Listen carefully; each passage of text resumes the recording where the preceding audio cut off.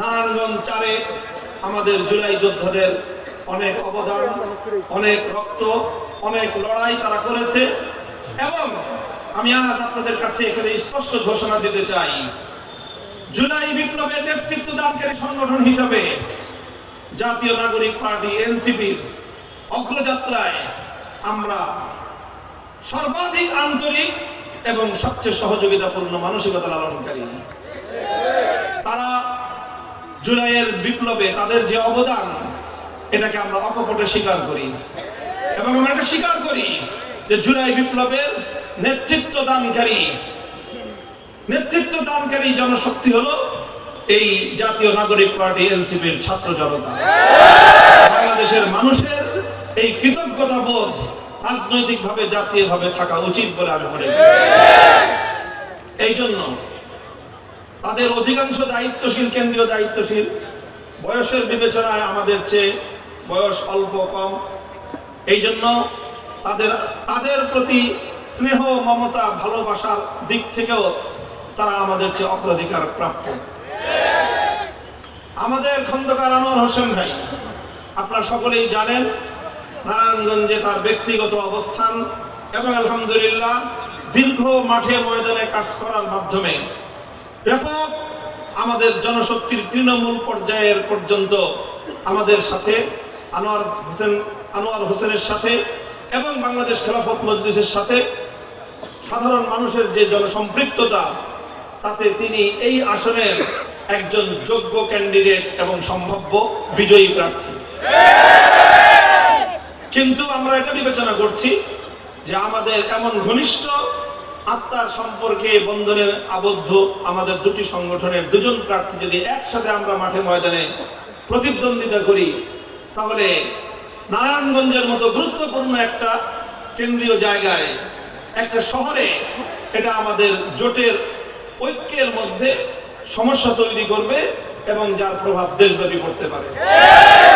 সেই জায়গা থেকে আমি বাংলাদেশ খেলাফত মজলিসের দায়িত্বশীল হিসাবে আমাদের খন্দকার আনোয়ার হোসেন ভাই, যিনি, আবারও বলছি, আমার ব্যক্তিগত পর্যবেক্ষণ হলো এই আসনে তিনি অত্যন্ত শক্তিশালী, যৌক্তিক এবং হেভিওয়েট একজন প্রার্থী। বিজয় ছিনিয়ে আনার জন্য যাবতীয় সকল উপায় উপক্রম, জনসমর্থন এবং সম্ভাব্য প্রস্তুতি এবং পরিবেশ তার ছিল।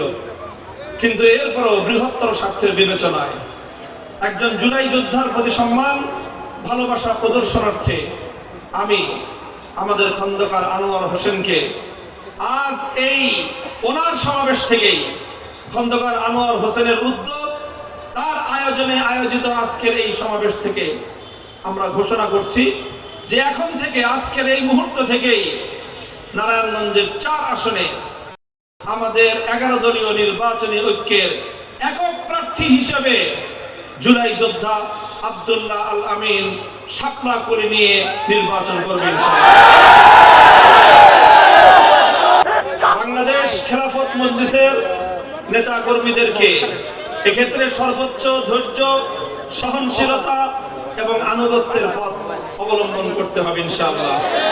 আমরা অনুকূল পরিবেশে যেরকম নেতৃত্বের আনুগত্য করব এবং বৃহত্তর স্বার্থকে যেমন আমরা প্রাধান্য দেব, অনুকূল হলে প্রতিকূলতার সময়ও আমরা আনুগত্য এবং বৃহত্তর স্বার্থকে প্রাধান্য দেওয়ার মানসিকতা নিয়েই আমাদেরকে বহুদূর পথ অগ্রসর হতে হবে ইনশাআল্লাহ। আমরা এই বাংলাদেশকে, বাংলাদেশের 18 কোটি মানুষের স্বপ্ন বিনির্মাণের জন্য পথে নেমেছি। আমাদের এই যাত্রা কিন্তু কুসুমাস্কীর্ণ পথ ধরে নয়। আমাদের এই পথ কণ্টকাকীর্ণ পথ, আমাদের এই পথ সংগ্রামের পথ, আমাদের এই পথ বিপ্লবের পথ।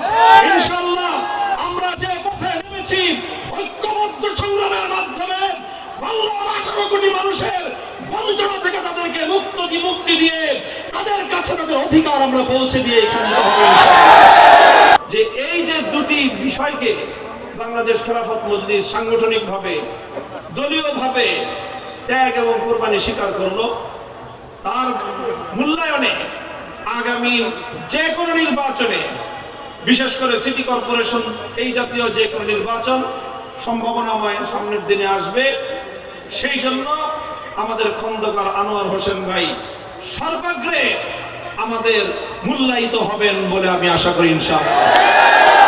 এবং ওনার এই মূল্যায়ন করে ওনার নেতৃত্ব গুণ এবং ওনার এই সম্ভাবনাকে কাজে লাগানোর জন্য যা করতে হয় ইনশাআল্লাহ আমি আপনাদের দায়িত্বশীল, আমি আপনাদের সামনে ওয়াদা করছি, অঙ্গীকার করছি যে আমি আনোয়ার হোসেন ভাইয়ের মতো একজন সজ্জন, জনপ্রিয়, দায়িত্বশীলের মাধ্যমে নারায়ণগঞ্জের মানুষের সেবা এবং উন্নয়নের জন্য যা করতে হয় আমি আমার সর্বোচ্চটাই করবো ইনশাআল্লাহ।